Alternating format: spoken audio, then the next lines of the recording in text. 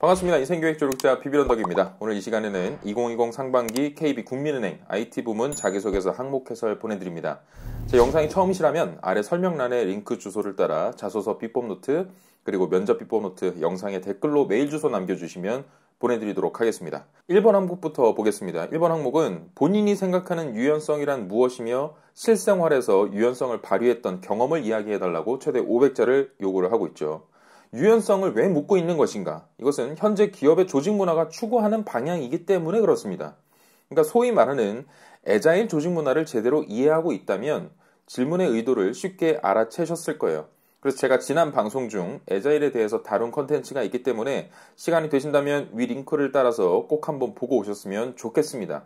그냥 요약하자면 변화하는 산업 트렌드에 맞춰서 빠르고 민첩하게 반응해야만 기업이 살아남을 수 있다는 겁니다. 그래서 KB국민은행도 역시나 애자일 방식을 도입해서 조직을 개편하기도 하고 프로젝트의 중심에 유연한 소규모 조직을 운영한다거나 수평적이고 창의적인 아이디어 교환을 위해서 의사결정 단계를 간소화시키고 있습니다.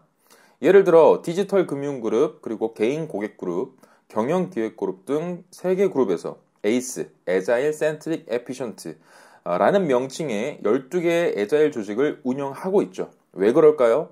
핀테크 기업들이 신기술을 앞세워서 금융 플랫폼들을 계속해서 만들어내고 있기 때문에 전통적인 은행들의 기존 운영 방식들 이런 것들을 고수하다가는 시장을 다 뺏길 수 있기 때문입니다. 그야말로 생존이 걸린 문제라서 그렇습니다. 그래서 내부적으로 애자일 조직을 운영하고 있고 가시적인 성과로서 비대면 전문 상담 브랜드 스타링 런칭, 기업 고객 자금관리 서비스 플랫폼 스타 CMS 출시, 은행 업무 디지털화의 가속화 등등이 가능했다라고 평가되는 겁니다. 어떠십니까? 그래서 이 항목에서 묻고 있는 답이 제가 지금 말씀드린 부분 안에 다 들어가 있는 부분입니다. 그래서 유연성이라는 것은 결국 변동성 크고 불확실하며 복잡하고 애매모호한 환경 변화로부터 생존하기 위해 갖추어야 할 기본적인 대응 전략이다 라고 말씀드릴 수 있는 겁니다. 그래서 물론 이거를 그대로 받아쓰시지 마시고 본인만의 언어로 재해석하는 과정은 필요하겠죠.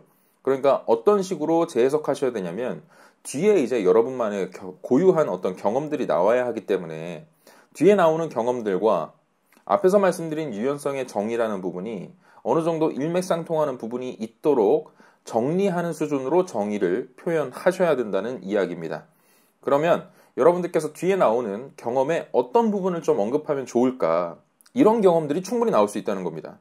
기존에 어떤 이어져 오던 관습이나 관행에 대해서 내가 문제의식이라는 것을 갖게 되었고 이대로 가다가는 올바른 효과적으로 문제를 해결할 수 없을 것 같다라는 판단 하에 새로운 문제 해결 방식을 도입해 본 경험 혹은 복잡하고 불필요한 프로세스, 단계들을 축소시켜서 실질적으로 비용이나 시간적 이런 부분들을 효율적으로 이끌어내 본 경험 그리고 몸담았던 조직이나 어떤 단체 팀 프로젝트가 될 수 있는 것이고요. 팀 내부에서 수평적인 조직 문화를 만들기 위해서 회의 방식을 바꿨다. 그래서 수평적으로 토론하는 문화를 도입했기 때문에 성과 창출이 좀 더 빠를 수 있었다. 이런 경험들도 나와줄 수 있는 것이고 그리고 공동의 성과 달성 과정 중에서 일단 도전부터 하고 실행부터 하고 작은 실패들을 빠르게 경험하면서 최대한 빠른 속도 내에 작은 부분을 수정하고 고치는 단계를 거치면서 보다 빠르게 팀의 성공을 만들었다. 이런 경험들 나와주면 좋습니다. 그리고 중간중간 어떤 작은 목표들을 설정해두고 빠르게 피드백을 하면서 작은 성공 경험들을 꾸준히 만들어갔다. 이런 사례가 또 올 수 있는 것이죠. 그래서 제가 드리고 싶은 어떤 유연성과 관련된 경험이라는 것은 기존의 문화와 바꿔낸 문화 사이에 본인의 어떤 문제의식이라는 것이 발현이 되었고 이를 통해서 새로운 방식을 도입했다. 새로운 방식을 추진해 보았다, 실행해 보았다. 이런 부분들이 유연성의 소재로서 적절한 것이 아니겠는가라는 생각을 좀 해보는 겁니다. 그리고 제가 강조드리고 싶은 건 글자 수가 지금 적잖아요.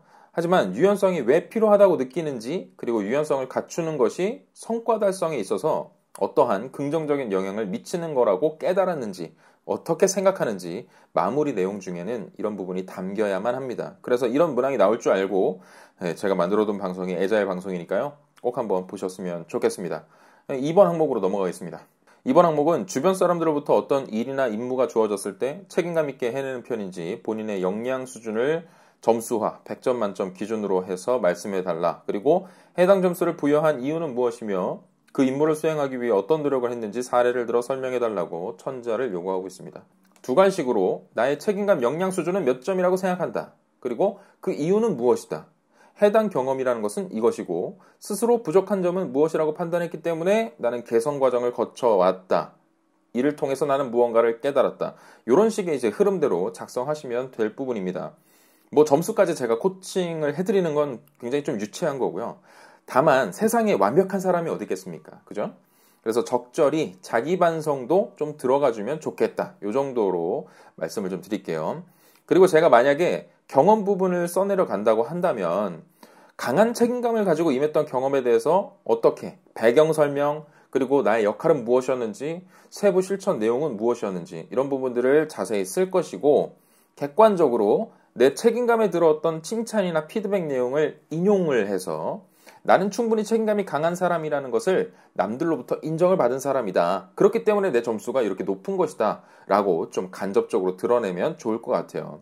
그래서 내 책임감 점수에 대한 어떤 정당성을 부여하는 객관적 데이터로서 쓰일 수 있다는 것이죠.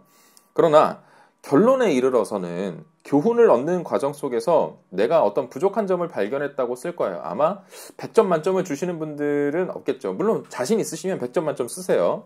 그렇지만 저라면 어떤 내가 부족한 점을 발견해냈다. 그렇기 때문에 100점은 아니다. 라는 논리로 이어갈 겁니다. 그래서 어떤 모두 마무리가 되었다고 자만을 했던 사건에 대해서 아주 작은 디테일들을 놓쳐서 또다시 작업을 해야 했다거나 누군가로부터 어떤 지적을 받았다거나 이런 예를 들면서 그때 그럼으로써 크게 깨달은 것이 일에 대한 책임을 마무리하기 위해서 중요한 것이란 것은 디테일이었구나. 이런 부분들을 놓치면 안 되겠구나. 혹은 중복적으로 체크를 했어야 되는구나. 라는 어떤 뼈저린 교훈을 얻었다. 라는 식으로 작성하면 좋을 것 같습니다. 그래서 이런 얘기는 제가 좀 안 드리려고 했는데 그냥 참고 정도만 해주시면 좋겠어요. 저 같으면 제가 책임감이 정말 높은 사람이라고 한다면 99점 줄 것 같습니다. 나머지 점수 1은 뭐냐? 그러면 이건 경각심이다. 스스로 99점이라고 생각하고 나머지 점수 1을 빼먹지 않았는지 항상 철저히 다시 돌아보기 위함이다.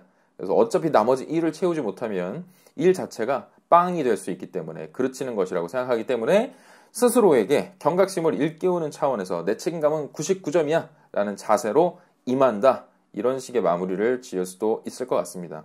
그냥 참고해서 한 귀로 듣고 한 귀로 흘리시면 되겠습니다.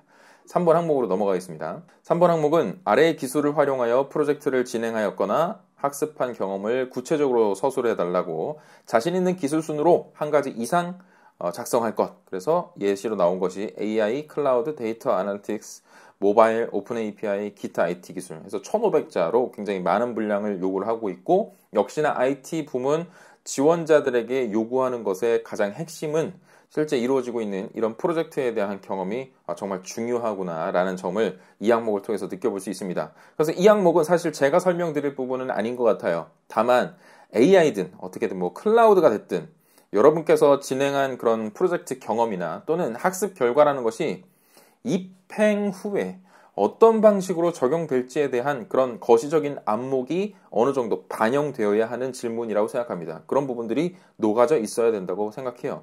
그리고 어떤 관점을 가지고 이 부분들을 학습하고자 했는지 배경도 나올 필요가 있죠. 어떤 문제들을 해결하기 위해 혹은 어떤 수준을 높이기 위해 나는 이것을 공부하기로 마음먹었다. 어떤 프로젝트를 진행하기로 했다라는 부분이게 되겠죠. 그래서 이런 이유 때문에 AI 프로젝트에 참여하고 관련 학습을 지속했다. 현재 KB국민은행은 해당 부분에 어떤 노력들을 하고 있는데 내가 만약 입사를 하게 된다면 어떤 측면에서 이 기술들이 활용될 것으로 예상된다. 이런 식의 구조로 서술해보면 좋겠다는 말씀을 드리는 겁니다. 그리고 한 가지 더 조언해드리고 싶은 건 여러분의 기술이 국민은행에서 쓰이게 된다면 그 기술로 인해서 혜택을 받는 사람이 누구인지를 잊어버리시면 안 돼요. 고객이죠.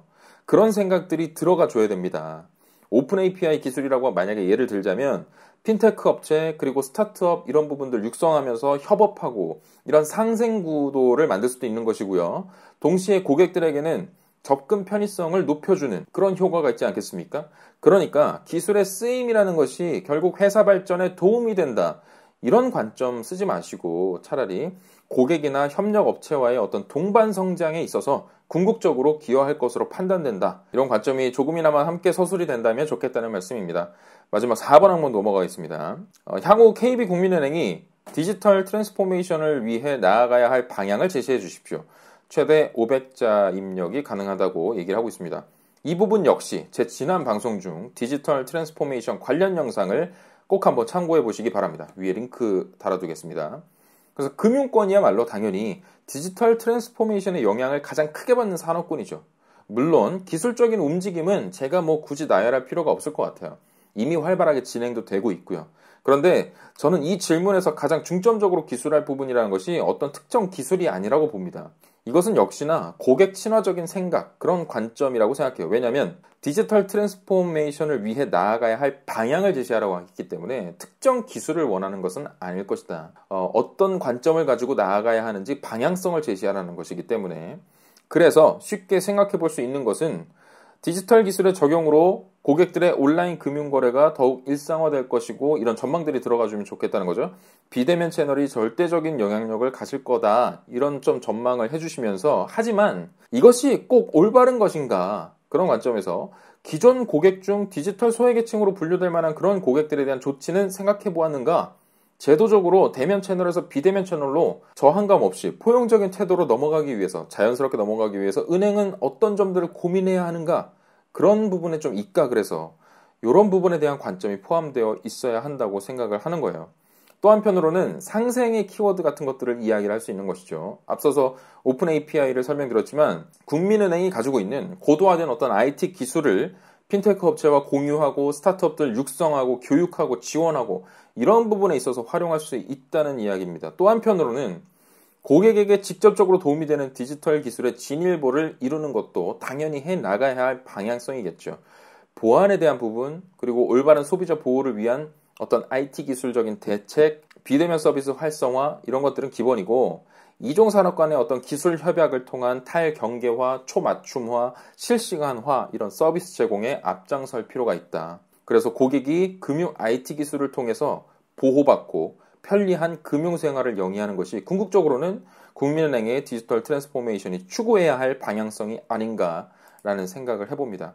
그래서 이런 방향성에 있어서 몇 가지를 생각해 봤는데, 일단 비대면 채널로 가는 것은 물론 좋은 현상이지만 그 안에서 국민은행은 어떤 점들을 고민해야 할 것이고, 그리고 한편으로 상생을 위해서 어떤 제도적 장치를 마련해야 할 것이고, 한편으로는 금융 IT 기술의 진일보를 이끌어가는 그런 선도적인 역할을 해야 할 것이다. 이 정도로 이제 정리해 줄 수 있다는 말씀을 드리면서 오늘 KB국민은행 IT 부문 자소서 항목 해설 마치겠습니다. 여러분, 할 수 있다잉.